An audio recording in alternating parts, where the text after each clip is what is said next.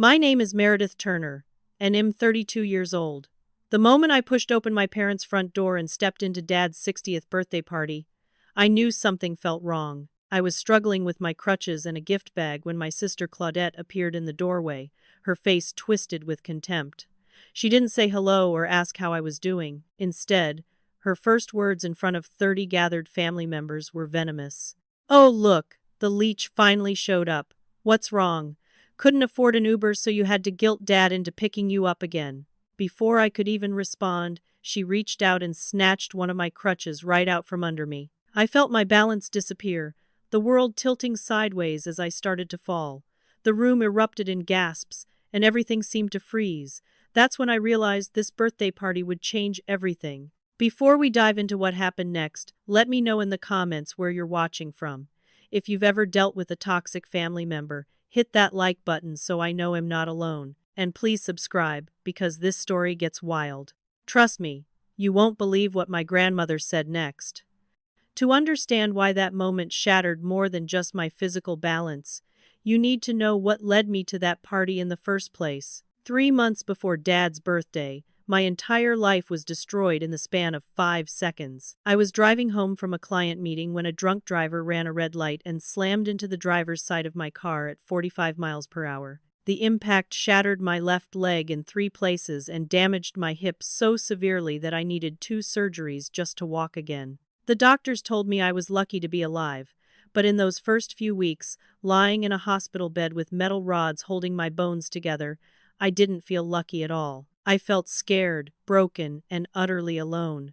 The accident didn't just take my mobility. It took my job too. I'd been working as a graphic designer for a small startup that simply couldn't hold my position while I recovered. I understood their reasoning, but understanding didn't pay my medical bills or my rent. Even with insurance, the costs piled up fast. Surgery, hospital stays, medications, physical therapy 3 times a week, medical equipment, the bills kept coming like a tidal wave I couldn't escape. Within 6 weeks, my savings account was empty. I couldn't climb the 3 flights of stairs to my apartment, and there was no elevator. I couldn't drive, couldn't work, couldn't even shower without help. For the first time since I was 18 years old, I had to ask my parents if I could move back home. My father, Howard Turner, was turning 60, a retired postal worker with the kindest heart you'd ever find, though had never been good at confronting conflict. My mother, Constance, was 57, working as a school secretary, and she'd spent her whole life trying to keep peace in the family, even when peace meant ignoring problems. Then there was my older sister, Claudette, 35 years old and everything I apparently wasn't. She worked in pharmaceutical sales, drove a luxury SUV, lived in a 4-bedroom house in the nicest part of town, and was married to Roger, a man whose wealth was matched only by his arrogance. They had 2 children, Brendan, who was 8, and Natalie, who was 6. And Claudette never missed an opportunity to remind everyone that she was the successful one, the one who'd made something of herself, the one who had it all figured out. Growing up, Claudette had always been competitive with me, but it was the normal sister rivalry that most families experience. She was better at sports, I was better at art. She was popular, I was studious. We'd had our fights, but nothing that seemed unusual or particularly cruel. That changed when I moved back into our childhood home 2 months ago. From the very first day, Claudette made it clear that she saw my situation not as a tragedy but as a personal failing. She started calling me the Leech, always said with a smile like it was a joke, but the venom underneath was unmistakable. According to her narrative, which she shared with anyone who would listen, I was using our aging parents, taking advantage of their kindness, pretending my injuries were worse than they really were, just to get free housing and avoid adult responsibilities. The accusation was not only cruel but completely baseless. From the moment I moved in, I insisted on paying rent for my disability checks. It wasn't much, but it was something, and I made sure my parents took it even when they protested. I bought my own groceries, did my own laundry, and helped with household chores as much as my physical limitations allowed. Some days I could barely make it from my bedroom to the kitchen without my hips screaming in pain, but I still washed dishes, folded laundry while sitting down, and tried to contribute however I could. I wasn't a leech. I was a woman recovering from a traumatic injury, trying desperately to rebuild her life while her sister poisoned every family gathering with snide comments and thinly veiled insults. Dad's 60th birthday party was the first major family event since I'd moved back home. I'd been dreading it all week, knowing Claudette would be there, knowing she'd find some way to make me feel small. But I also wanted to be there for Dad. He'd been nothing but supportive through my recovery, driving me to physical therapy appointments, helping me navigate insurance paperwork, never once making me feel like a burden. I'd spent weeks working on his gift despite the pain it caused to sit at a desk for long periods. I created a homemade photo album, carefully selecting and arranging pictures from throughout his life, writing captions and memories beside each one. It took me 3 weeks to complete because I could only work on it for 20 minutes at a time before my hip forced me to lie down. But I finished it. I wrapped it carefully and brought it to the party, hoping it would show him how much I appreciated everything he'd done for me. The backyard was decorated with blue and silver balloons. A banner that read "Happy 60th Howard" stretched across the patio, and about 30 people mingled around tables laden with catered food. Claudette had organized everything and made sure everyone knew she'd paid for the catering, the decorations, and even the birthday cake. I arrived late because my physical therapy appointment ran long, and the moment I walked through the front door with my crutches and gift bag, I felt the atmosphere shift. People stopped talking, heads turned, and then Claudette was there, blocking my path, her face twisted with an anger that seemed wildly disproportionate to the situation. What happened next occurred so fast that my brain couldn't process it in real time. Claudette's hand shot out and grabbed my right crutch, the one bearing most of my weight, and yanked it away from me with shocking force. The world tilted violently. My arms windmilled, trying to catch my balance, but with only one crutch and a leg that couldn't support my weight, physics won.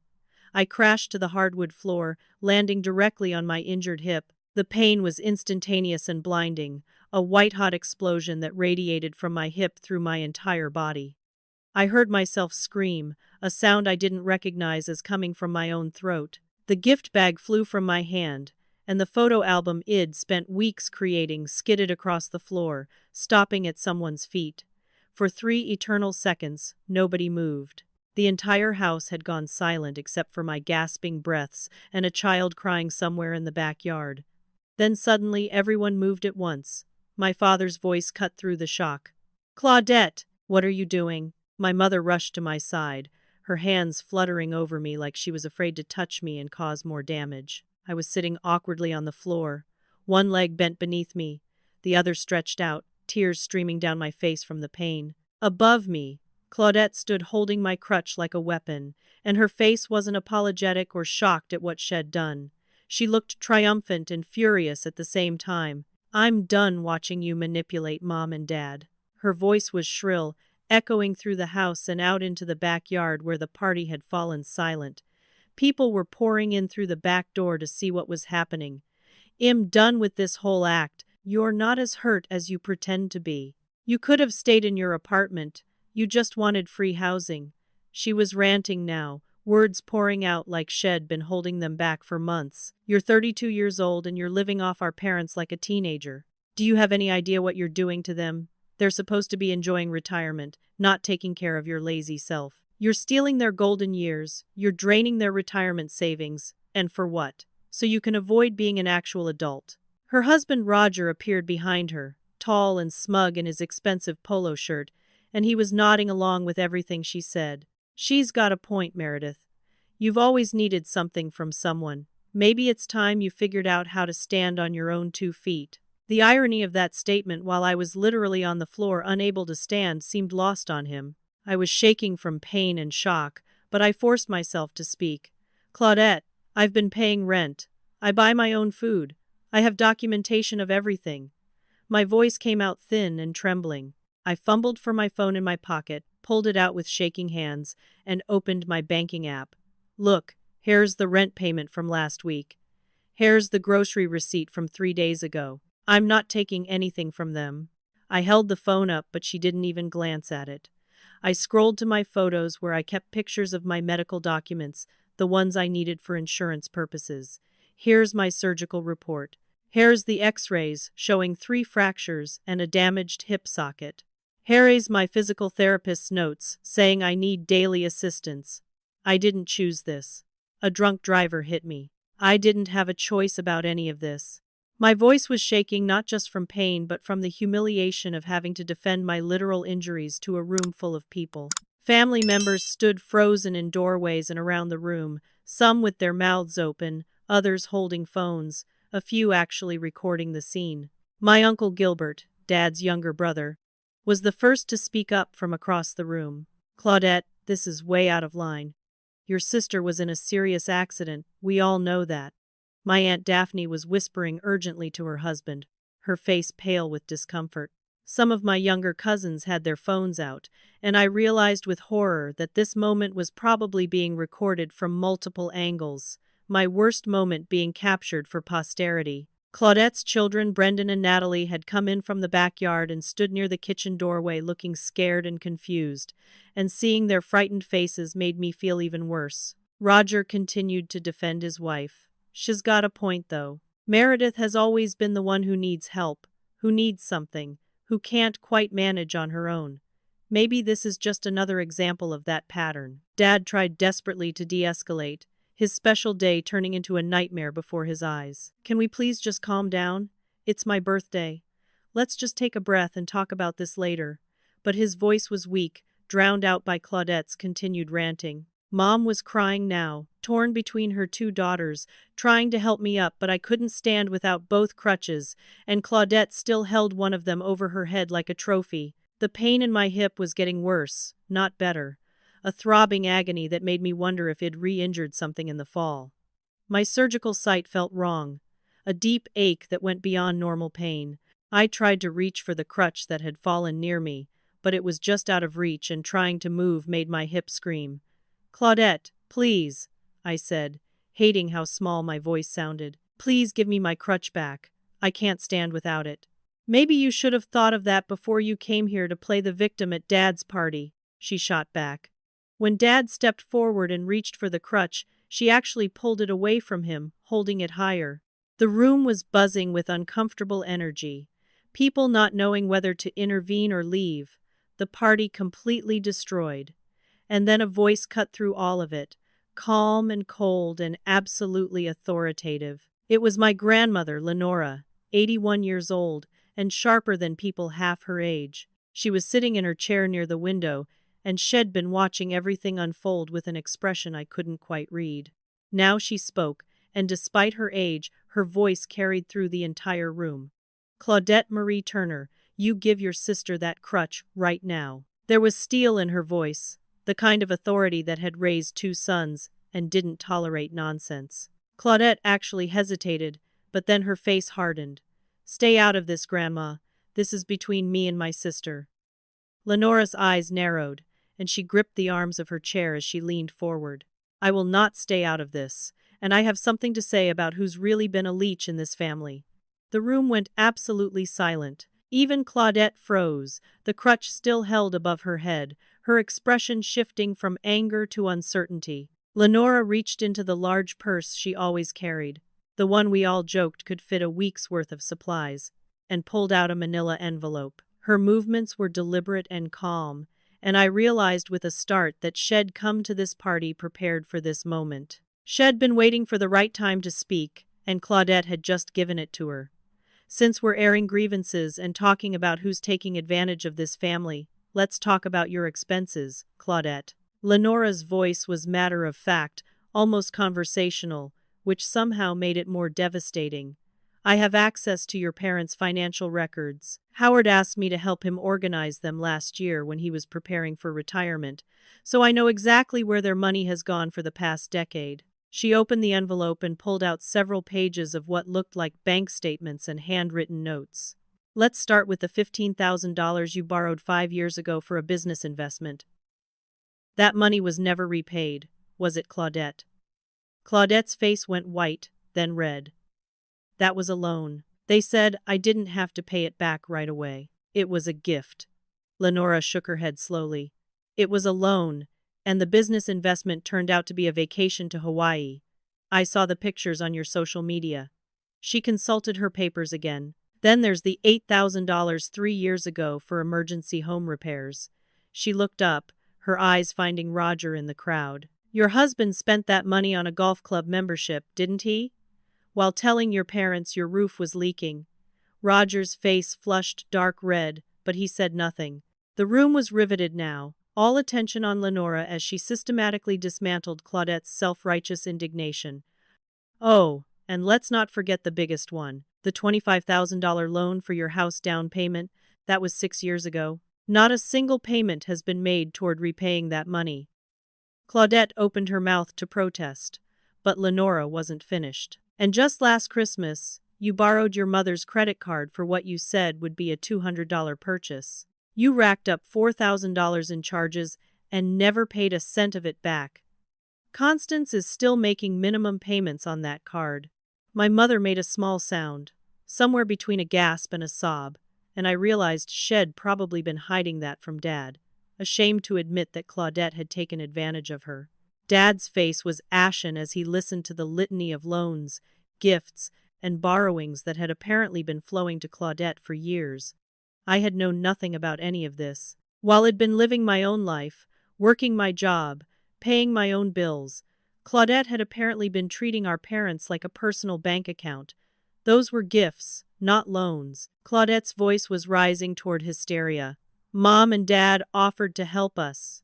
We have a family to support, children to raise. It's completely different from Meredith's situation.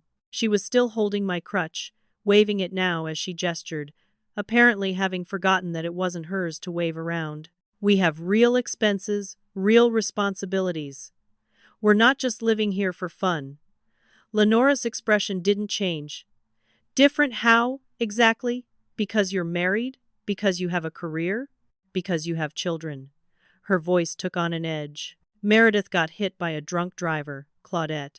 She didn't choose to be injured. She didn't choose to lose her job or deplete her savings on medical bills. She didn't choose any of this. She paused, letting that sink in. But you chose to spend beyond your means. You chose to ask your parents to bail you out over and over again. You chose to never pay them back. So tell me again who the Leech is.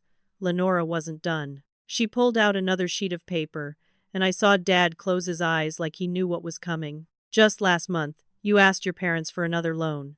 $10,000 this time. For an investment opportunity that couldn't wait. Do you want to tell everyone here what that investment was? Or should I? When Claudette remained silent, fury and humiliation battling on her face, Lenora continued. It was for Roger's friend's cryptocurrency scheme. Not exactly a sound investment. And do you want to know why your parents said no for the first time in your entire adult life? The question hung in the air. Lenora looked directly at me, still sitting on the floor with my mother hovering anxiously beside me, because they're now helping Meredith with her medical bills. Bills from an injury she didn't cause. Bills that insurance doesn't fully cover. Bills that are necessary for her to heal and walk again. They finally had to tell you no because they're spending that money helping your sister recover from a traumatic accident. And that's why you're really angry, isn't it? Not because Meredith is living here, but because she's getting resources you think should be yours. The truth of it landed like a bomb. I could see it on Claudette's face, the way her expression shifted from defensive anger to something uglier, something more raw and exposed. She'd been found out, and everyone in the room now knew it. My Uncle Gilbert spoke into the silence, his voice heavy with disappointment. Is this true, Howard? Dad nodded slowly, looking older than I'd ever seen him. We've helped both our daughters when they needed it. I never thought we needed to keep score. But Aunt Daphne wasn't letting it go. Claudette, you told everyone at Easter that your pharmaceutical job pays so well. You've been bragging about your income for years. Why would you need loans if you're doing so well? There was no good answer to that question, and Claudette knew it. Her carefully constructed image of success was crumbling in front of the entire extended family, and she was desperate to regain control of the narrative. From my position on the floor, I was watching this unfold with a strange sense of unreality. I'd had no idea about any of these loans. I'd been living my life, seeing my parents occasionally for dinners and holidays, never knowing that behind the scenes, Claudette had been taking thousands upon thousands of dollars while never paying any of it back. While I'd been proud of my independence, proud that I'd never asked them for money even when times were tight, Claudette had been bleeding them dry and then had the audacity to call me a leech when my life fell apart through no fault of my own. Roger was furious now, his face mottled with rage at being publicly exposed. He grabbed Claudette's arm. "We're not staying here to be attacked and humiliated by people who don't understand our situation." But Claudette was having what could only be described as a breakdown. She threw my crutch down, and it clattered across the floor, landing far from where I sat. "This is ridiculous. You're all ganging up on me. I'm the one who's been trying to help this family, trying to be successful, trying to give my parents grandchildren to be proud of. And this is how you treat me." Tears were streaming down her face now, but they were tears of rage and humiliation, not remorse. She stormed toward the front door, Roger following close behind, and she grabbed her children's hands as she passed them. "Come on, we're leaving. We don't have to stay here and be disrespected." Brendan was crying now, confused and scared by his mother's meltdown, and Natalie kept looking back at me on the floor with wide, frightened eyes. The front door slammed behind them with enough force to rattle the windows, and then they were gone, leaving behind a room full of stunned, uncomfortable family members and one father whose 60th birthday party had just imploded. People immediately rushed to help me. My cousin Natasha, who was a nurse, knelt beside me and gently examined my hip. Several relatives retrieved my crutch and my scattered belongings. The photo album had survived the fall undamaged, though the gift bag was torn. But I could feel something was wrong with my hip, a deep wrongness that went beyond normal pain. When I tried to stand with both crutches back under my arms, putting even the slightest weight on my left leg sent lightning bolts of agony through my entire body. Natasha noticed my pallor, the way I was shaking. "Meredith, I think you need to sit down. You might have damaged something in that fall."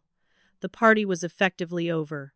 Half the guests were making excuses and leaving, uncomfortable with the family drama they'd witnessed. Dad looked like he might cry, his birthday celebration destroyed. Mom was crying, guilt written all over her face for years of enabling Claudette. And Lenora sat calmly in her chair, put her papers back in her envelope, and said to no one in particular, "Sometimes the truth hurts, but it needs to be said." Natasha insisted I needed medical attention, and the more I tried to downplay the pain, the more obvious it became that something was seriously wrong. When I attempted to take a few steps toward the couch, my left leg simply wouldn't bear weight. The pain was different from the normal post-surgery discomfort I'd grown accustomed to over the past 3 months. This was sharp and immediate, centered right where my hip had been surgically repaired. Natasha examined the area as best she could, without moving me too much, and when she found swelling and heat around the surgical site, her face grew serious. "Meredith, you could have refractured something or damaged the surgical repair. You need x-rays. This could be serious." Dad didn't hesitate. "I'll drive you to the emergency room right now." Mom was already grabbing her purse. "I'm coming too." Uncle Gilbert volunteered to stay behind and deal with the remaining guests, sending them home with leftover food and apologies. Lenora told them she'd handle everything and that they should just focus on getting me checked out. The ride to the hospital was tense and silent except for my occasional gasps when we hit bumps in the road. Each jolt sent fresh waves of pain through my hip, and I found myself gripping the door handle so hard my knuckles went white. The emergency room on a Saturday afternoon was predictably crowded. Despite my obvious distress and the fact that I'd arrived with 2 very worried parents explaining that I'd just been assaulted and fallen on a surgically repaired hip, we still had to wait. 3 hours sitting in an uncomfortable plastic chair in a waiting room that smelled of antiseptic and desperation, watching people with various injuries and illnesses cycle through, waiting for my name to be called. Mom held my hand the entire time. Dad paced. My phone kept buzzing with messages from family members, but I couldn't bring myself to look at them yet. When I was finally taken back for x-rays, the technician was gentle but thorough, positioning my leg in ways that made me bite down on my lip to keep from crying out. The radiologist would review the images and report to the emergency room doctor, a process that took another hour of waiting in an exam room with harsh fluorescent lights that made everything look surreal and nightmarish. When the doctor finally came in, a tired-looking woman in her 40s with kind eyes and a no-nonsense demeanor, she clipped the x-rays up on the light board and pointed to a thin, dark line I couldn't have identified if she hadn't shown me. You have a hairline fracture in your hip bone, right near where your previous surgical repair was done. The fall created enough impact force to crack the bone. Additionally, there's some displacement of the hardware from your original surgery. Nothing catastrophic, but it's definitely going to set back your recovery significantly. She turned to look at me directly. You need to stay completely off this leg for at least 6 weeks. No weight bearing at all. We're talking wheelchair, not even crutches for the first few weeks. The bone needs time to heal, and if you put pressure on it before it's ready, you could cause a complete fracture that would require another surgery. The doctor prescribed stronger painkillers, scheduled a follow-up with my orthopedic surgeon, and gave me strict instructions about rest and elevation. But before she discharged me, she asked a question that made my parents stiffen. You said someone deliberately took your mobility aid and caused you to fall? That's assault. Have you filed a police report? I hadn't even thought about it in those terms. Claudette was my sister. Yes, Shed hurt me. Yes, it was deliberate.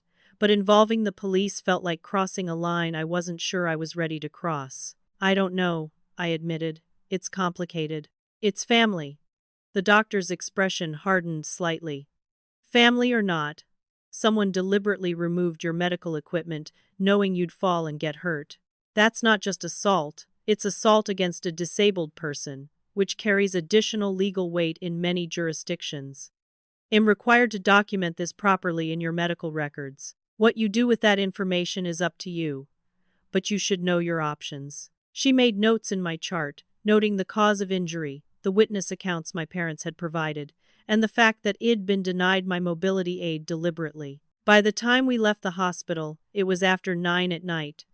Dad's entire birthday had been consumed by this nightmare, and I felt horrible guilt about that on top of everything else. The car ride home was when my parents finally started talking, and what came out was a flood of guilt and recrimination directed at themselves. Mom was crying again, her hands twisted in her lap. We should have stopped her immediately. We should have defended you right away instead of being so shocked. I've let Claudette get away with too much for too long because I didn't want conflict. I'm so sorry, Meredith. Dad's hands were tight on the steering wheel. I wanted everyone to get along. I wanted a nice birthday party with my family. I was so focused on keeping the peace that I let your sister abuse you right in front of me. What kind of father does that? His voice cracked. You're hurt worse now because I didn't react fast enough.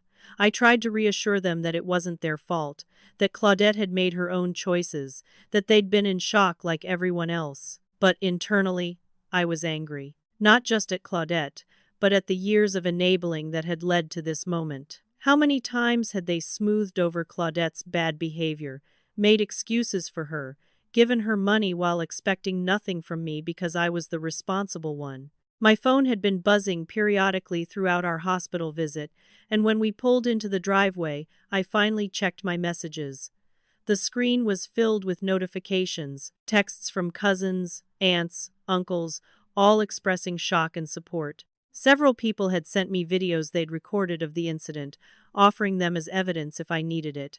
Aunt Daphne had written a long message, apologizing for not intervening sooner, saying she had no idea Claudette had been taking money from my parents all these years. Uncle Gilbert sent a simple message that made me smile, despite everything. Your grandmother is a force of nature. We're all on your side. Multiple family members offered practical help.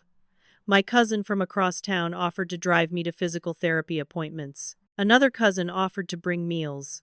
Aunt Daphne said she'd come by daily to help with anything I needed. I was overwhelmed by the outpouring of support from people I hadn't been particularly close to before this, but there was one message I didn't receive. Nothing from Claudette. Not, "Are you okay?" Not, "I'm sorry." Not even a defensive justification. Complete radio silence. What made it worse was when Mom checked her own phone and gasped. Claudette had posted on social media. Multiple posts, actually, playing the victim. There was a photo of her and Roger at an expensive restaurant, the kind of place where appetizers cost $30. The caption read, "Some people ruin everything." When your special family day gets destroyed by drama, sometimes you just need to treat yourself to a nice dinner away from the toxicity. Choosing peace over chaos, the comments section was full of her friends who didn't know the real story, offering sympathy and support. You deserve better. Family can be so difficult. Good for you for setting boundaries. I felt physically ill looking at it. Shed assaulted me, caused additional injury that would set my recovery back months, and within hours she was at a fancy restaurant painting herself as the victim. The sheer audacity of it was breathtaking.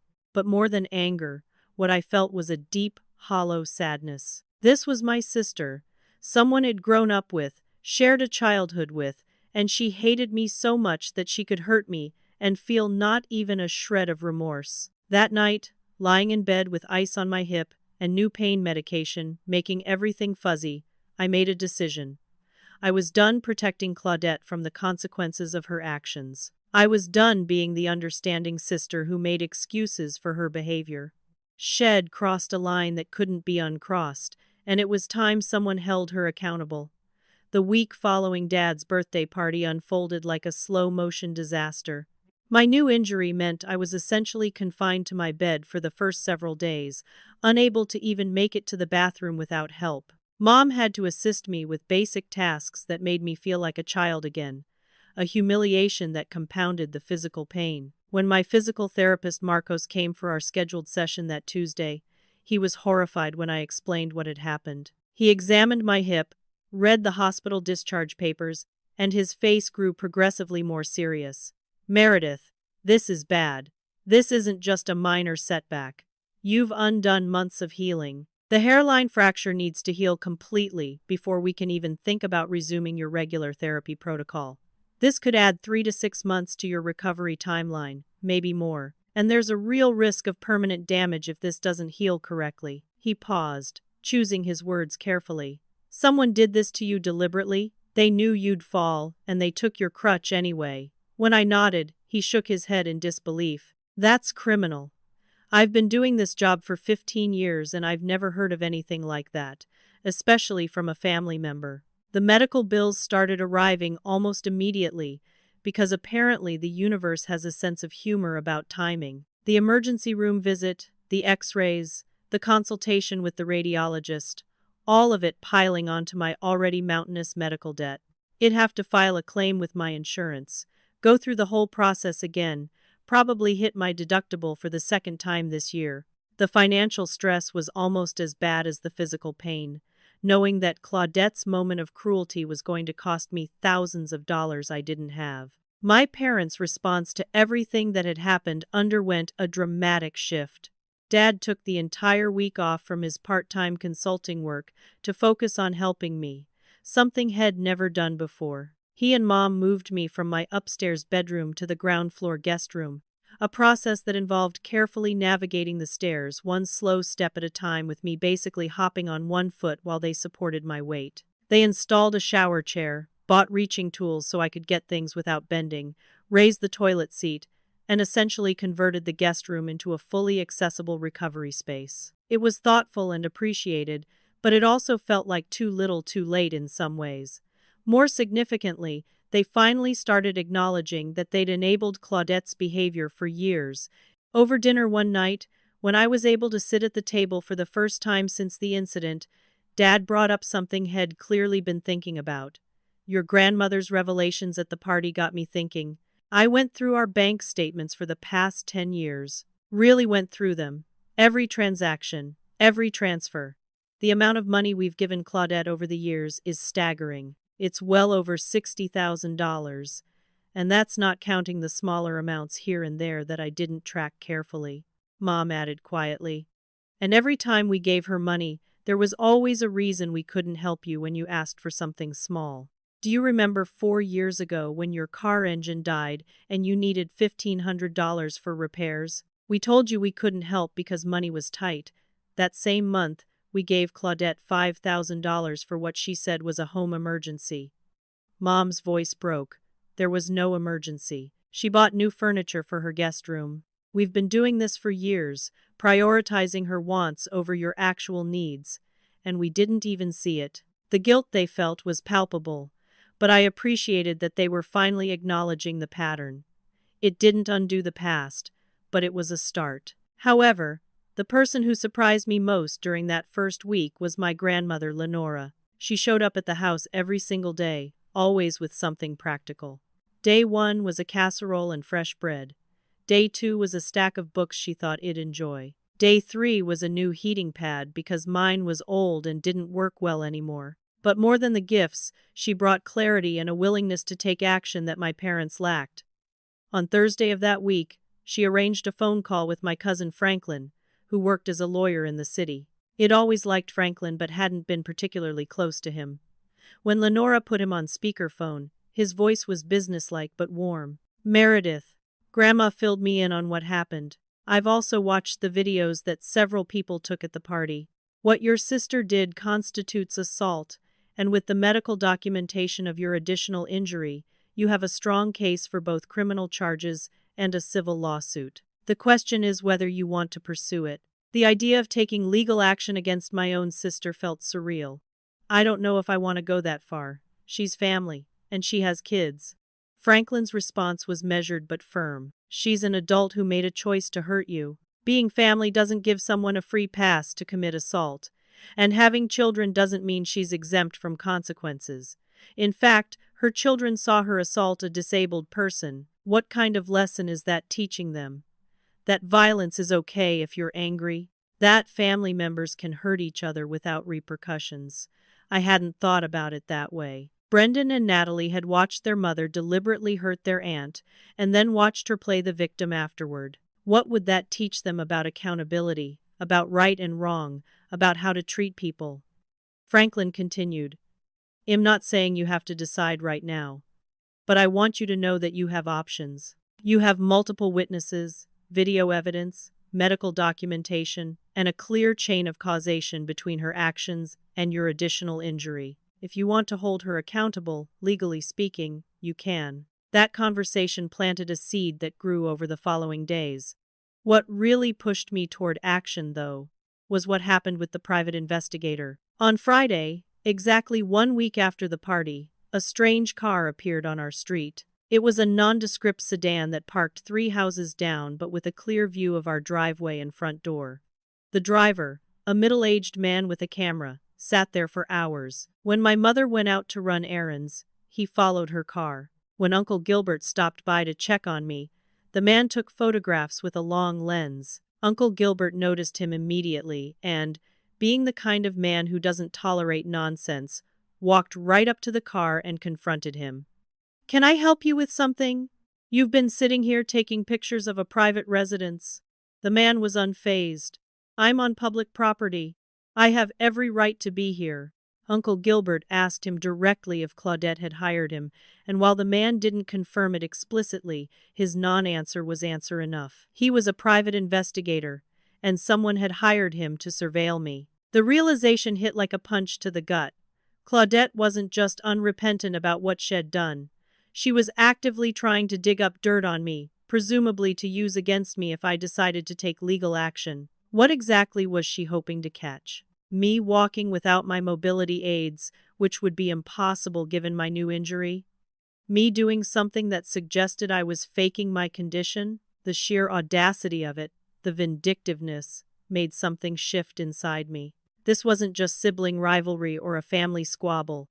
This was targeted harassment. My phone buzzed with another unsettling development. A woman named Belinda, who identified herself as an insurance fraud investigator, had left a voicemail asking me to call her back regarding my disability claim. When I called my disability insurance company directly to verify, they had no record of opening any investigation and didn't know anyone named Belinda. It was only after some digging that I discovered Belinda was actually a friend of Claudette's who worked in insurance fraud investigation for a completely different company. She wasn't investigating me officially. This was a personal favor to Claudette, a way to intimidate me and potentially create a fraudulent report that Claudette could use to discredit me. That was when I made my decision. I called Franklin back. "I want to pursue this. All of it. I want to file criminal charges and a civil lawsuit. But I also want to go after this harassment. The private investigator. the fake insurance investigation. All of it. Franklin's voice took on an edge of satisfaction. Good. Let me start building the case. I'm going to need copies of everything you have. Medical records, the videos from the party, witness statements, documentation of your expenses related to this injury, and anything you have showing the harassment. We're going to make sure your sister understands that actions have consequences. Claudette had declared war, probably without even realizing it. She thought she could bully me, hurt me, and then intimidate me into silence. She was about to learn that she'd miscalculated badly. I wasn't the same person I'd been before the accident. Trauma had taught me that life was too short to let people abuse you, even if they shared your DNA. Especially if they shared your DNA. The harassment escalated over the following 2 weeks in ways I never could have anticipated. The private investigator became bolder, no longer trying to hide his presence. Head parked directly across from our house now, camera visible in his hands, clearly wanting us to know we were being watched. Mom couldn't go to the grocery store without him following. Dad couldn't check the mail without being photographed. The invasion of privacy was bad enough, but the psychological effect was worse. We felt hunted, unsafe in our own home, constantly wondering what Claudette was planning next. Then Roger's workplace got involved, though not in the way Head hoped. Someone who knew Roger had seen the viral video of the party incident, which one of my cousins had posted on TikTok without my permission. The video had exploded online, getting over 2 million views, and the comments section was brutal. Thousands of strangers were calling for Claudette to be arrested, for Roger to be fired, for their kids to be taken away. While I didn't agree with the extreme reactions, I couldn't control what strangers on the internet said. What I could control was my own response. Roger worked at a prestigious investment firm with a strict ethics code and a public-facing role. When his boss saw the video and recognized Roger standing behind Claudette, nodding along as she verbally attacked me and then snatched my crutch, he called Roger into his office. According to Lillian, Roger's sister, who remained my unlikely ally in all of this, Roger was given a formal warning. The firm's image was paramount, and having an employee associated with assaulting a disabled person was not the kind of publicity they wanted. Roger was told in no uncertain terms that any further public incidents would result in termination. Rather than taking this as a wake-up call, Roger and Claudette decided to go on the offensive. They apparently believed that the best defense was a good offense, a strategy that would prove to be catastrophically stupid. Claudette contacted her friend Belinda, the insurance fraud investigator, and together they hatched a plan. Belinda would create an unofficial investigation into my disability claim, interview me under false pretenses, and write a report that Claudette could use to paint me as a fraud. Never mind that this was completely illegal and could cost Belinda her job. Never mind that my disability claim was legitimate and well documented. They were convinced they could expose me as a liar. Belinda showed up at our house on a Tuesday afternoon without an appointment or warning. She rang the doorbell, and when my mother answered, she flashed what looked like an official badge but moved it away too quickly for Mom to read it properly. "I'm here to conduct a routine verification of Meredith Turner's disability claim. I need to speak with her and review some documentation." Mom, flustered and not knowing what else to do, let her in. I was in the living room in my wheelchair because I still couldn't use crutches with the new injury, and Belinda walked in with a clipboard and an attitude that immediately put me on edge. She didn't introduce herself politely or explain what company she represented. Instead, she started firing questions at me like an interrogation. "How long have you been collecting disability payments? What's the nature of your injury? Have you attempted to return to work? How can you afford to pay rent if you're truly disabled and not working? Isn't it convenient that you get to live with your parents rent-free?" Each question was loaded, designed to make me defensive, and she was taking notes on everything I said. Dad walked in midway through this interrogation, and his face immediately darkened. "Who are you, and what exactly are you doing in my house?" Belinda barely glanced at him. "I'm conducting official business regarding a disability claim. This is routine verification." Dad pulled out his phone. "Then you won't mind if I call the disability insurance company to verify that you're actually authorized to be here?" The color drained from Belinda's face for just a moment before she recovered her composure. "That won't be necessary. You can file a complaint through proper channels if you feel this is inappropriate." Dad made the call anyway, right there in front of her, and when the insurance company confirmed they had no investigation open and no one named Belinda working for them, he asked her to leave immediately. Get out of my house right now or I'm calling the police. Belinda stood her ground for a moment, trying to maintain her authority, before finally gathering her things. Well, be in touch. Fraud is a serious crime, Miss Turner. I'd advise you to cooperate fully with any future inquiries. The veiled threat hung in the air as she left, and I was shaking with a mixture of fear and anger. That evening, Lillian called with more disturbing news. Shed overheard a phone conversation between Roger and Claudette, where they discussed their ultimate plan, and it was far more sinister than simple harassment. They wanted to have me declared mentally incompetent, arguing that the trauma from my accident had left me psychologically unstable and unable to make sound decisions. Their goal was to convince my parents to pursue guardianship over me, and then pressure my parents to cut off my support entirely, forcing me out of their house and presumably into some kind of institutional care or homelessness. But the real motivation was even uglier. It was about the inheritance. My grandmother Lenora had a substantial estate from her late husband's successful business. When she passed, the money would be divided equally between her two sons, my father and Uncle Gilbert. Dad had always said he'd split his portion equally between Claudette and me, which would amount to roughly $300,000 each. Claudette had apparently decided that she deserved more, or possibly all of it, because she had children and I didn't. She'd been working on my parents for months, subtly suggesting that she needed the money more, that her kids' future depended on it, that I didn't really need an inheritance since I had no family to provide for. Lillian had screenshots of text messages between Roger and Claudette discussing this plan in explicit detail. They talked about finding a lawyer who would help them build a case for my incompetence, about coaching my parents on what to say, about ensuring that when the inheritance eventually came through, it would go entirely to Claudette. They even discussed what they'd spend the money on. Roger wanted to invest in some business opportunity. Claudette wanted a bigger house in a better neighborhood.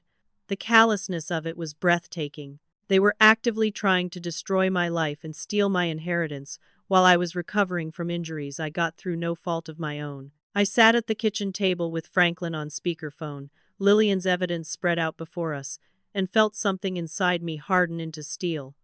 These weren't just family squabbles or misunderstandings anymore. This was conspiracy, fraud, harassment, and attempted theft. Claudette had shown me exactly who she was, and I finally believed her.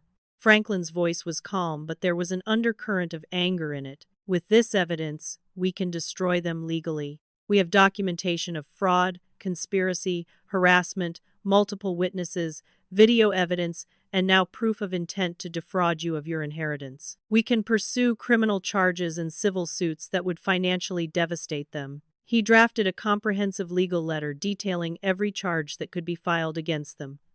Assault and battery, filing a false police report, fraud, conspiracy to commit fraud, harassment, stalking, attempted financial exploitation of a disabled person, and several other charges I couldn't even fully comprehend. The letter offered a settlement option.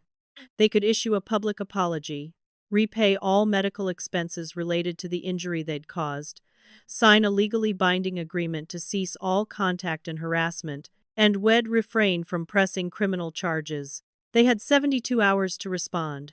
The letter was delivered by a process server to make it official and create a legal record.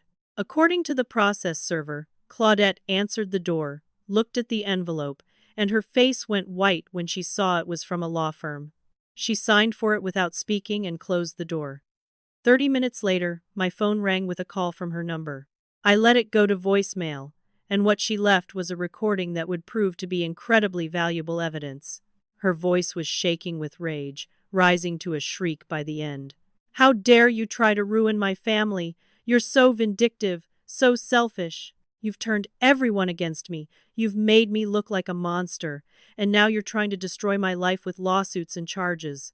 My children are going to grow up knowing their aunt destroyed their lives. You're going to take our house, our money, everything, just because you're bitter and angry. You're the problem. You've always been the problem. And you'll regret this. You'll regret every bit of this." The voicemail cut off abruptly, probably because Shed hit the time limit. Roger left his own voicemail 20 minutes later, and his was more calculated, more menacing.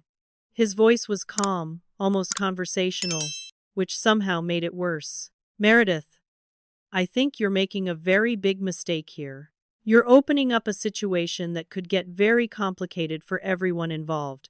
I have connections, I have resources, and I have ways of making things very difficult for people who try to come after my family. I'd strongly suggest you think about your parents and how this is affecting them. Do they really want to watch their daughters destroy each other in court? Think carefully about whether you really want to go down this road, because accidents happen all the time, and it would be terrible if something else unfortunate happened to someone who's already dealing with so much. The implied threat in that last sentence made my blood run cold. Franklin listened to both voicemails and his response was immediate. Save these. Forward them to me. These are evidence of witness intimidation and possibly even threats of violence. They just made our case even stronger. He was right, but that didn't make me feel any safer. Roger had essentially threatened me, and while it was veiled enough that he could probably claim it was misinterpreted, the intention was clear. They wanted me to back down, to be scared, to drop everything, and let them get away with it all. I wasn't backing down. The 72-hour deadline ticked away with no settlement offer, no apology, no acknowledgement of wrongdoing. When the deadline passed, Franklin filed the charges and the civil lawsuit. It was all public record now, available for anyone to search online. The local news picked up the story because of the viral video, and suddenly reporters were calling our house asking for interviews. I declined all of them, but the story spread anyway. Woman assaulted by sister at family party, now facing legal consequences. The court of public opinion had already convicted Claudette, and the actual court system was about to do the same. The legal proceedings moved faster than I anticipated. The assault charge was straightforward given the video evidence and multiple witness statements. The false police report charge was similarly clear-cut. Claudette had filed a report claiming I'd been drunk and fallen on my own, which was demonstrably false. But it was the conspiracy and fraud elements that really got complicated, and that's where Lillian's evidence became crucial. Belinda, the fake insurance investigator, lost her job within 48 hours of my father's complaint to her actual employer. Conducting unauthorized investigations and impersonating an official investigator were serious violations that her company couldn't overlook, especially once it became public knowledge through the lawsuit. She was fired and faced potential criminal charges of her own for fraud and impersonation. According to Lillian, Belinda immediately turned on Claudette, providing testimony that Claudette had explicitly asked her to create a false report to discredit me. So much for loyalty among conspirators. Roger's financial situation unraveled spectacularly. The investigation into the harassment revealed that Roger had hired the private investigator, paying him out of their already strained finances. But more damaging was the revelation of why they'd been so desperate for money in the first place. Lillian provided financial records showing that Roger had a serious gambling problem, had lost over $40,000 in the past 6 months alone at various casinos and online gambling sites. Their house was mortgaged to the hilt, they had 3 credit cards maxed out, and they were 2 payments behind on their car loans. The successful, wealthy image they'd projected was completely fake. When Roger's employer learned about the gambling problem on top of everything else, they didn't wait for any more public incidents. He was terminated immediately. The firm couldn't risk having someone with a gambling addiction and obvious impulse control problems managing other people's money. Just like that, their primary source of income disappeared. The pressure on their finances went from bad to catastrophic virtually overnight. Franklin built our case meticulously. He collected every piece of evidence. The videos from multiple angles showing Claudette snatching my crutch and me falling, my medical records showing the extent of my original injuries and the new fracture, witness statements from over a dozen family members who'd been at the party, the emergency room report documenting that my injury was caused by being denied my mobility aid, the text messages between Roger and Claudette discussing their plans, Belinda's fraudulent investigation attempt, the private investigator's surveillance, and both threatening voicemails they'd left. The criminal charges moved through the system first. Claudette was charged with assault and battery against a disabled person, filing a false police report, and conspiracy to commit fraud. Roger was charged with witness intimidation and conspiracy. They hired a lawyer, a public defender, since they couldn't afford private counsel anymore, and initially tried to fight the charges. Their defense was predictable. I was exaggerating my injuries. The fall was an accident. They'd never intended to hurt me. The family was ganging up on them. I was vindictive and manipulative, but the evidence was overwhelming. The assault charge went to trial first. I had to testify, which meant wheeling myself into a courtroom and reliving the worst moment of my life in front of strangers. The prosecutor walked me through what happened. Arriving at the party, Claudette's verbal attack, her snatching my crutch, my fall, the pain, the additional injury. The defense attorney tried to suggest that maybe Claudette hadn't realized I'd fall, that it was a moment of anger without intent to harm. But then the prosecutor played the video.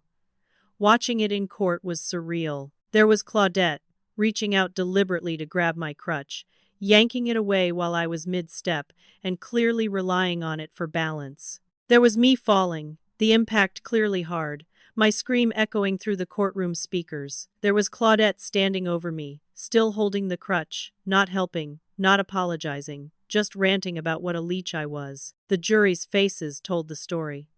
Several were openly disgusted. One woman was crying. The verdict came back in less than 2 hours. Guilty. The judge, a stern woman in her 60s who'd clearly seen everything in her years on the bench, did not go easy on Claudette during sentencing. Mrs. Harrington, you deliberately removed a mobility aid from a disabled person, knowing they would fall and likely be injured. The fact that this person was your sister makes this crime even more reprehensible, not less. You violated a position of family trust and inflicted both physical and emotional harm on someone who was already vulnerable. The court sentences you to 200 hours of community service, mandatory anger management therapy, 2 years of probation, and a fine of $5,000. Additionally, you are ordered to pay restitution for all medical expenses related to the injury you caused. Claudette lost her composure completely when the sentence was read. She stood up, shouting at the judge. This isn't fair. She destroyed my life. She turned everyone against me. In being punished for defending myself against her manipulation, the judge banged her gavel. Mrs. Harrington, you assaulted a disabled woman and filed a false police report. You did this to yourself. One more outburst and I'll add contempt of court to your charges. Sit down. Claudette collapsed back into her chair, sobbing, while Roger sat stone-faced beside her, already calculating their next move. The false report charge resulted in another guilty verdict, another fine, and an extension of her probation. But it was the civil case that really devastated them financially. My medical expenses from the re-injury totaled over $15,000. Add in lost wages from the additional months of recovery time.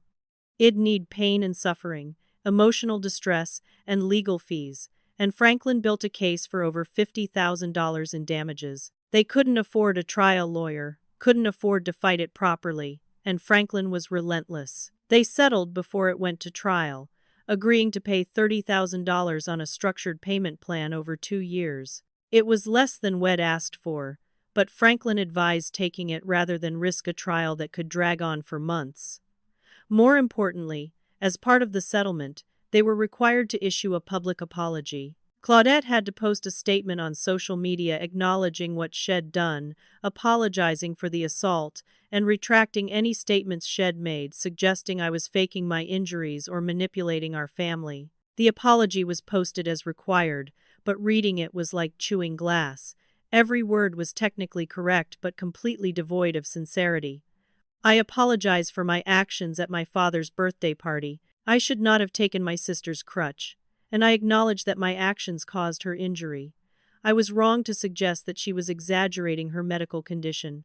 I regret the pain I caused. It was the bare minimum, clearly written by her lawyer, and the comments section was brutal. Thousands of people followed the story, called her out for the hollow apology. Her reputation was destroyed. Their new reality was harsh and immediate. They couldn't afford their house anymore. not without Roger's income and with the massive debt from fines, restitution, and legal fees.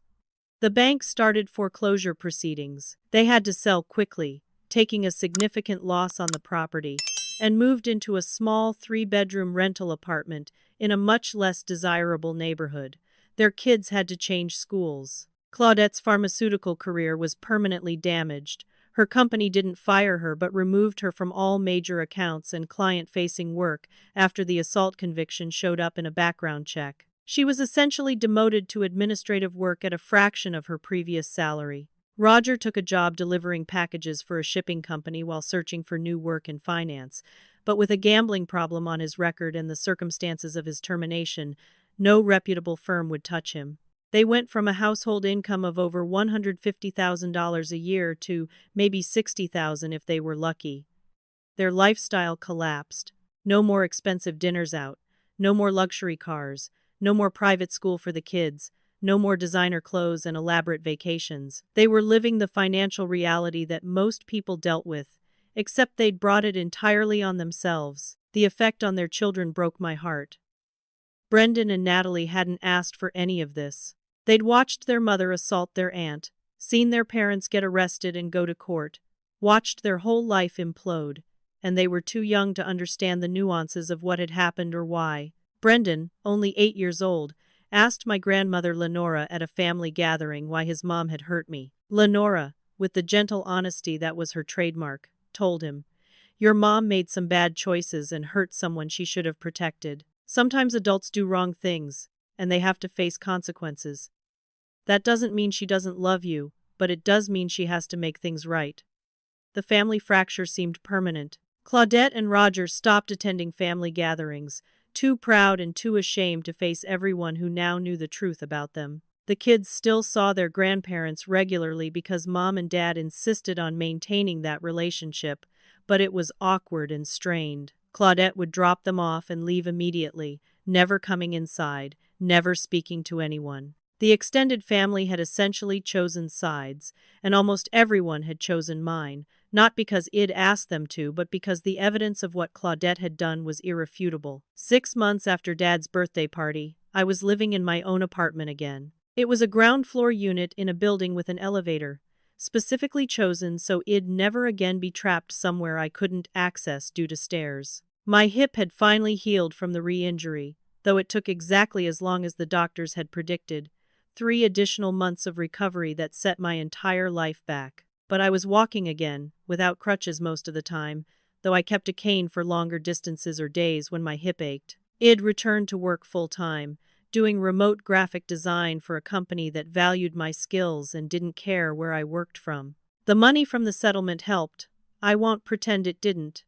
It covered my medical bills and gave me enough cushion to get my own place and re-establish my independence. But more than the money, the entire experience had fundamentally changed me.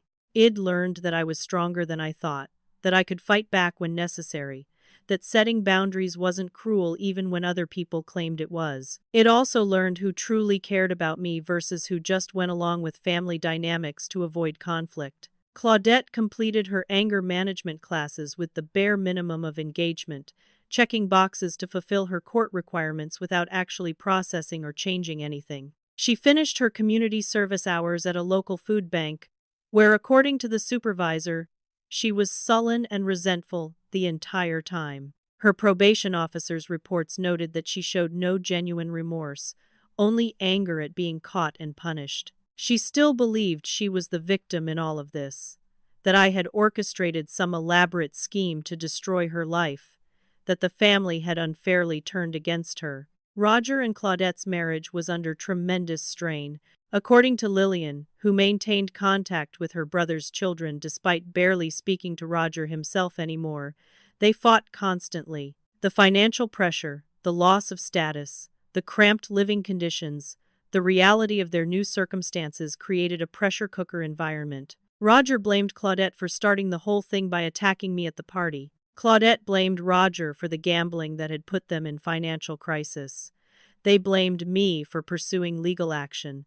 They blamed my parents for enabling me. They blamed everyone except themselves for the choices they'd made. Their relationship with my parents had deteriorated to the point of barely existing. Mom and Dad had drawn hard boundaries for the first time in Claudette's life. There would be no more loans without written agreements specifying repayment terms and schedules. There would be no more bailing them out of problems they'd created for themselves. They could maintain a relationship, see each other at necessary family events, but the enabling was over. Claudette interpreted this as rejection and punishment, unable or unwilling to see it as what it actually was, parents finally treating their adult daughter like an adult. Christmas that year was telling. Mom and Dad invited both of us to Christmas dinner, hoping for some kind of reconciliation or at least peaceful coexistence. I agreed to come, bringing my boyfriend Garrett, whom I'd started dating a few months earlier. He was the brother of my physical therapist Marcos, and had entered my life at exactly the right time, patient with my recovery, understanding about my complicated family, supportive without being overbearing. Claudette and Roger declined the invitation entirely, too proud to face the family, and spent Christmas alone with their children in their small apartment. The kids called their grandparents, and I could hear the sadness in Brendan's voice when he talked to Grandma. They knew something was wrong but couldn't articulate what, and it hurt to know that Claudette's choices had stolen their extended family from them. The inheritance issue, which had been at the heart of Claudette's machinations, was resolved by Lenora with characteristic wisdom. She updated her will with her lawyer present, making her intentions crystal clear and legally airtight. Her estate would be divided equally between her two sons, Howard and Gilbert. Each son's portion would then be divided equally between their children. But, with one crucial addition, Claudette's portion would be placed in a trust, released incrementally over 10 years, and could only be used for approved expenses like the children's education or legitimate medical needs, not for paying off debts, gambling, or lifestyle expenses. When Claudette learned about the trust arrangement, she was furious. She actually contacted the lawyer directly, demanding that it be changed, arguing that it was discriminatory and unfair. The lawyer calmly explained that Lenora had every right to structure her estate however she wished, and that given Claudette's demonstrated financial irresponsibility and history of not repaying loans, the trust was a prudent measure to ensure the money would actually benefit her children rather than disappearing into debt. Claudette couldn't contest it because Lenora was still alive and of sound mind, and the will was properly executed. She'd have to live with it. My own feelings about Claudette were complicated and evolving. I didn't hate her, which surprised me. It'd gone through a phase of intense anger, of course, but it had burned itself out over the months. What I felt now was something closer to pity, mixed with firm boundaries. I understood that Claudette had deep issues. Jealousy that had probably festered for years, a sense of entitlement that had been reinforced by parents who'd always given her what she wanted, insecurity about her own worth that she'd tried to mask with material success. But understanding someone's issues doesn't mean accepting their abuse or allowing them back into your life. I'd learned through therapy that forgiveness doesn't require reconciliation. I could forgive Claudette for what she'd done in the sense that I was no longer consumed by anger about it, that I'd processed the trauma and moved forward with my life. But forgiveness didn't mean I had to trust her again, spend time with her, or act like nothing had happened. I could wish her well from a distance while protecting myself from further harm. It was a nuanced position that some people didn't understand, but it was the only one that made sense for my mental health. The extended family gradually adjusted to the new normal. Most events, Claudette and Roger simply didn't attend. When there were occasions like Lenora's 82nd birthday where both of us were present, we were icily polite, staying on opposite sides of the room, not speaking beyond the bare minimum. Other family members had stopped trying to force reconciliation, recognizing that some rifts can't be bridged and maybe shouldn't be. Uncle Gilbert told me once, "You can't set yourself on fire to keep other people warm. You did the right thing standing up for yourself." My recovery, both physical and emotional, was ongoing but genuine. I'd found my footing again, literally and figuratively. My hip still ached on cold days, and probably always would. The doctor said there might be arthritis down the road, that the multiple injuries and surgeries had taken a toll that would show up as I aged. But I was walking, working, living independently, and building a life I was proud of. I volunteered with a disability rights organization, using my experience to help others who faced discrimination or abuse. I spoke at support groups, sharing my story to show others that you could survive family trauma and come out stronger. The most unexpected gift from the whole terrible experience was discovering who my real family was. It wasn't defined by blood or genetics. It was defined by who showed up when I needed them, who believed me when I told them I was hurt, who stood beside me when it would have been easier to stay neutral. Uncle Gilbert, Aunt Daphne. My cousins Hood provided evidence and testimony. Lillian Hood risked her relationship with her brother to give me information. My grandmother Hood finally spoken the truth everyone needed to hear. And my parents Hood finally opened their eyes to the patterns they'd enabled. These were my people. 1 year after that catastrophic birthday party, my father's 61st birthday was a completely different experience. Instead of a big gathering of 30 people with catered food and decorations, it was an intimate dinner at my parents' house. Just 10 people, Mom, Dad, Lenora, Uncle Gilbert and his family, Lillian who'd become a genuine friend, Garrett and me. There were no crutches in sight. I walked in carrying a bottle of wine and the photo album I'd tried to give Dad the year before, the one that had gone flying when I fell. The atmosphere was peaceful and joyful in a way that felt earned rather than performed. We ate Mom's homemade lasagna, told stories, laughed at old family memories, and there wasn't a single moment of tension or drama. Dad said at one point, tears in his eyes, "This is the best birthday I've had in years."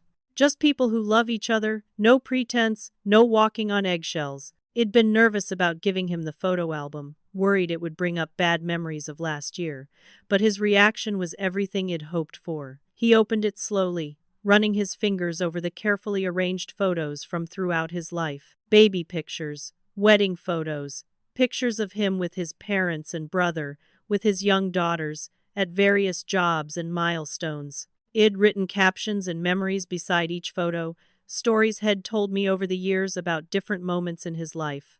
By the third page, he was openly crying. "Thank you," he managed to say. "Thank you for not giving up on us. I know we let you down, and I know this year has been harder than it should have been, but thank you for still being here." I hugged him, careful of his age and my still healing hip, and told him the truth. "Family isn't just blood, Dad. It's who shows up when you need them. You showed up. You finally saw what needed to be seen, and you changed. That's what matters." It wasn't a complete absolution of the past, but it was an acknowledgement that people could grow and relationships could heal when there was genuine effort on both sides. Lenora raised her glass in a toast, to Howard, who's learned that sometimes the hardest part of loving your children is holding them accountable. To Meredith, who learned that standing up for yourself isn't selfish. And to all of us, for finally being honest with each other. We clinked glasses, and I felt a peace I hadn't experienced in over a year. This was what family was supposed to feel like, safe and supportive and real. Garrett squeezed my hand under the table, and I squeezed back. Had been part of my healing journey in ways I hadn't expected. When I'd first started dating him, 6 months after the incident, I'd been wary of letting anyone get too close. I'd been hurt by someone who was supposed to love me, and trusting again felt dangerous. But had been patient, taking things at my pace, never pushing, always respecting my boundaries. He knew my whole story, because I'd told him early on, wanting him to understand what he was potentially getting into. His response had been simple. "Your sister's choices say something about her, not about you. You're one of the strongest people I've ever met." The conversation at dinner naturally turned to the past year, processing what we'd all been through. Uncle Gilbert asked me directly, "Do you regret pursuing the legal action? I know it caused a lot of upheaval." I thought about it carefully before answering. "No, I don't regret it. Claudette needed to face consequences, and honestly, I needed to stand up for myself. I spent too many years being the good daughter who didn't make waves. Where did that get me? It got me assaulted at a family party and then harassed for weeks afterward. Sometimes you have to make waves to protect yourself," Lillian added. "I've thought a lot about my brother and Claudette this year. I love Roger, as my brother, but I can't defend what he did or how he handled everything. I think they're both so deep in their own narrative of victimhood that they can't see reality anymore. Every consequence they've faced, they've blamed on external factors rather than their own choices. That's not something anyone else can fix for them. They have to choose to see it themselves. Mom spoke quietly, her guilt still evident even after all these months. I enabled Claudette's behavior for years because I didn't want to deal with conflict. I told myself I was being a good mother by supporting her, but really I was avoiding being a good parent by holding her accountable. I'm trying to learn from that mistake, but I can't undo the past. I reached across the table and took her hand. You're learning now. That's what matters. You can't change the past, but you're making different choices going forward. The evening wound down peacefully. No drama, no tears, except the good kind.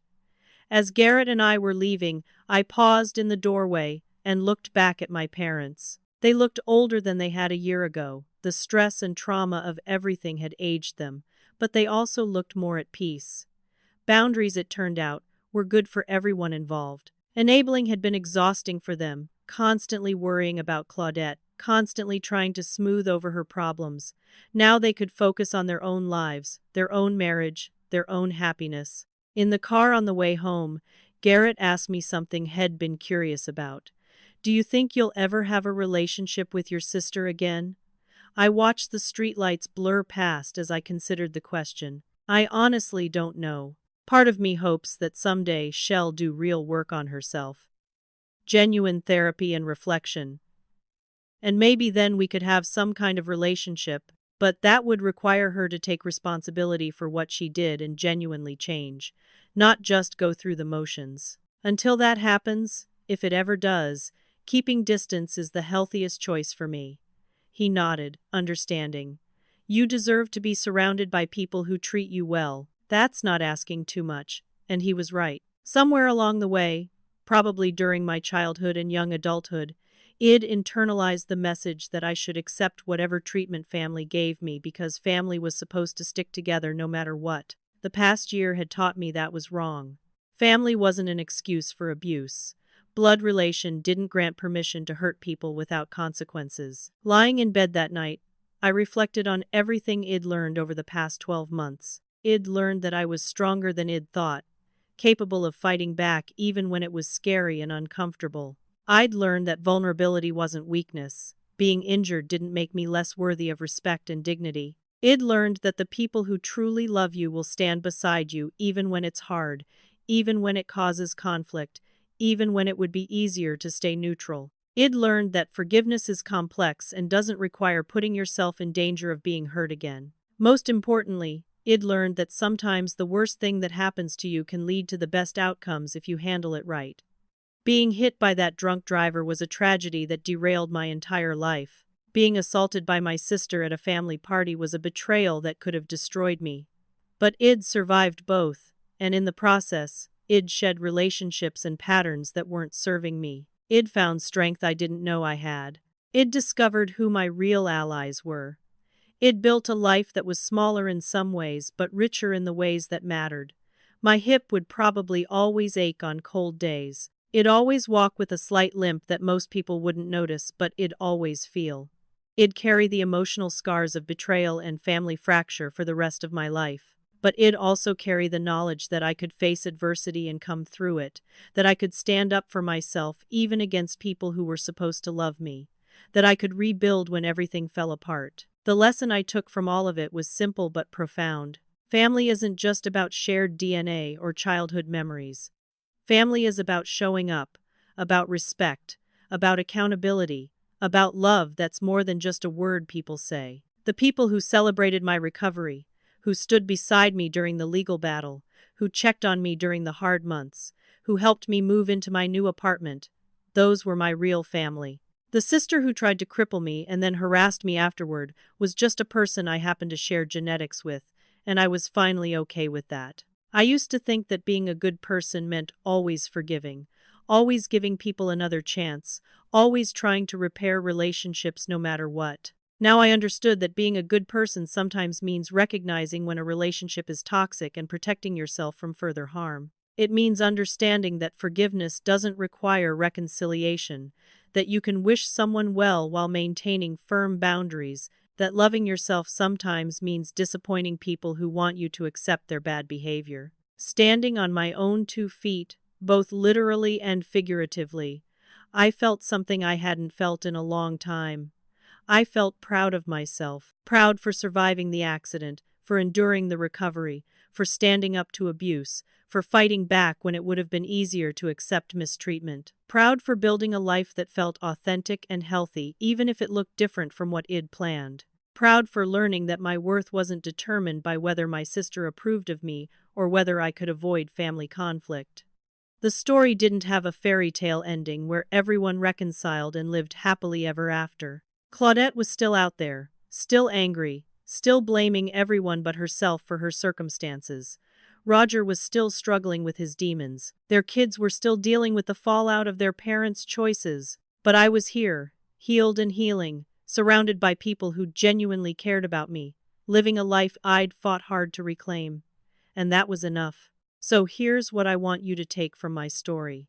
If you're dealing with a toxic family member, someone who hurts you and then plays the victim when you react, know that you're not alone. You're not crazy for being hurt by their behavior.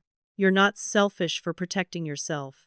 You're not destroying the family by refusing to accept abuse. Sometimes the most loving thing you can do is establish boundaries, even when other people call those boundaries cruel. Have you ever had to cut off contact with a toxic family member? How did you deal with the guilt and pressure from other relatives? Drop your story in the comments. I'd love to hear that I'm not the only one who's navigated this impossible situation. And if this story resonated with you, hit that like button and subscribe to the channel. Your support means more than you know, and it helps me continue sharing stories that matter. Share this video with someone who needs to hear that it's okay to put yourself first, that family obligations don't include accepting abuse, that you can walk away from toxicity even when the toxic person shares your blood. Together, we can create a community where people understand that boundaries aren't mean, they're necessary. Thank you for listening to my story, for being here, for supporting this journey. I hope wherever you are, whatever you're dealing with, you know that you deserve to be treated with kindness and respect. You deserve relationships that lift you up instead of tearing you down. You deserve peace. Don't let anyone, family or otherwise, convince you that you deserve less. Take care of yourselves, set those boundaries, and remember that the family you choose is just as valid as the family you're born into. Until next time, stay strong and keep standing up for yourself.